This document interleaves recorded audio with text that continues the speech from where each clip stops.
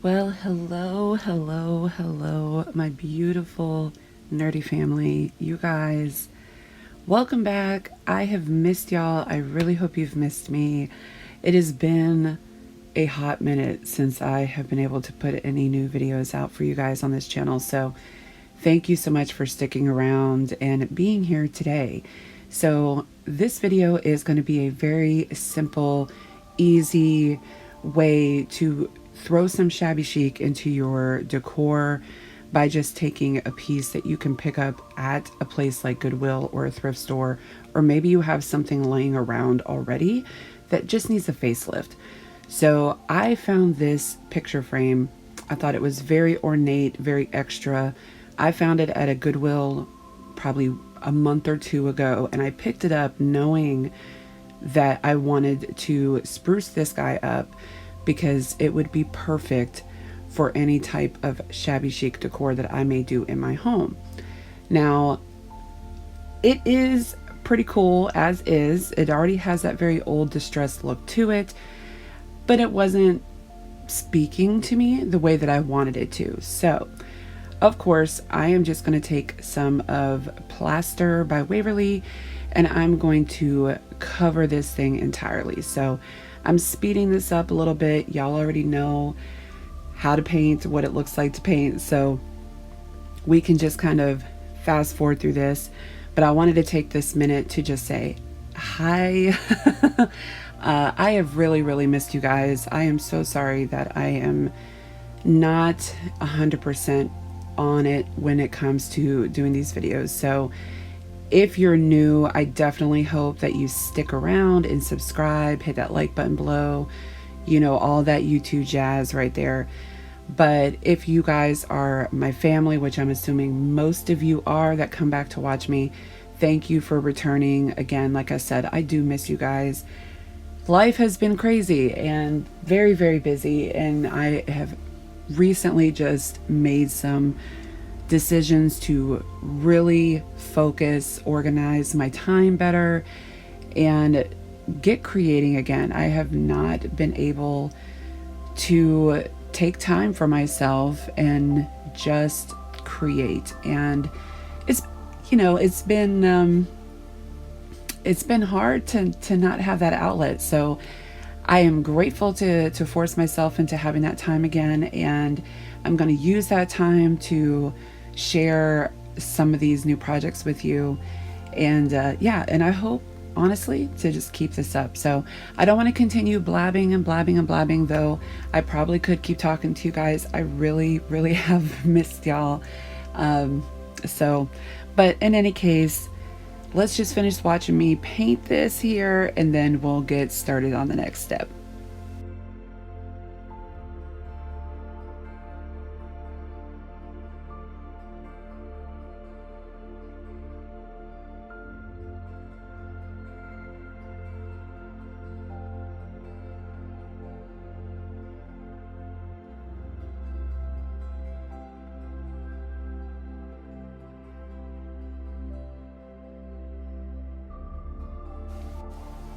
So of course, once it's all done, I'm just hitting it with my heat gun.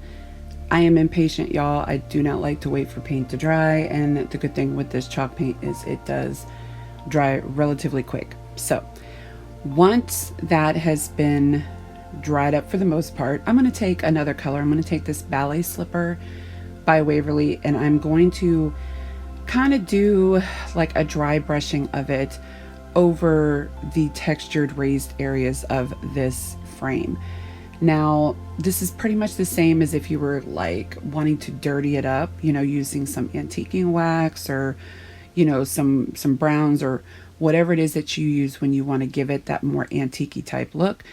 I just wanted to use the pink because for me, it just gives it more of that, you know, the shabby chic sweetness. Ooh, say that 3 times fast. And it just, I don't know, it just looked softer, and that was what I was going for.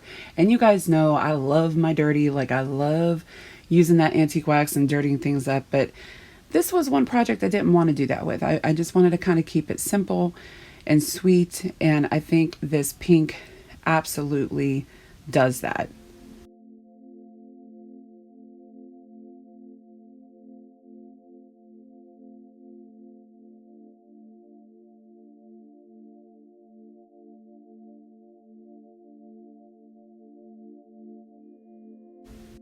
Okay, so of course, hit it with that paint gun. It's done. We're good. I'm going to open this up. Now, the back of this frame was already busted. Again, this was a Goodwill pickup, so, wasn't in perfect shape.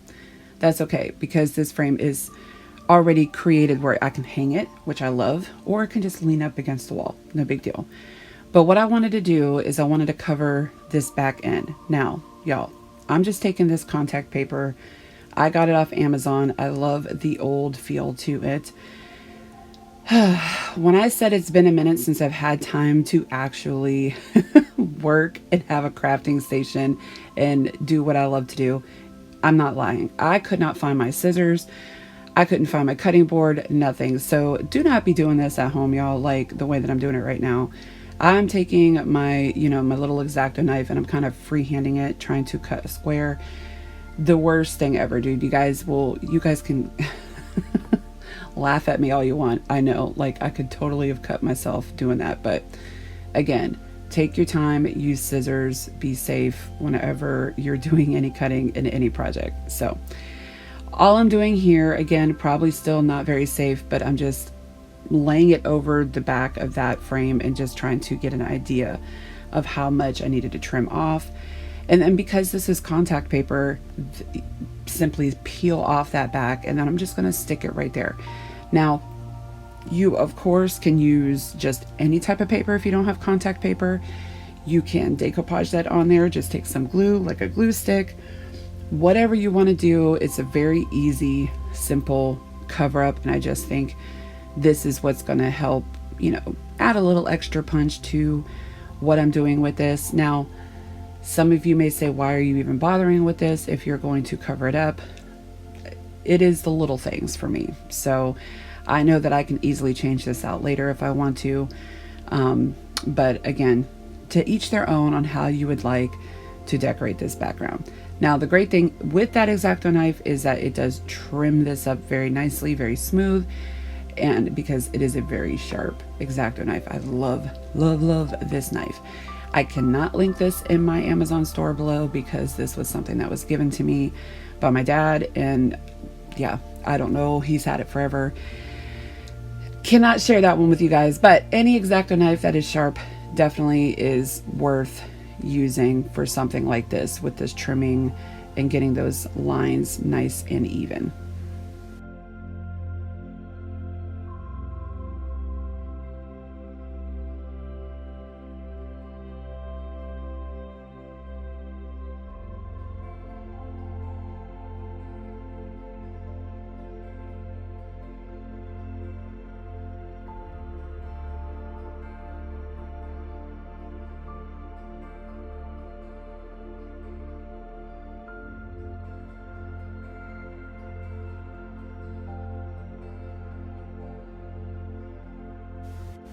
Okay, so here I'm taking a piece of this old handmade looking type textured paper.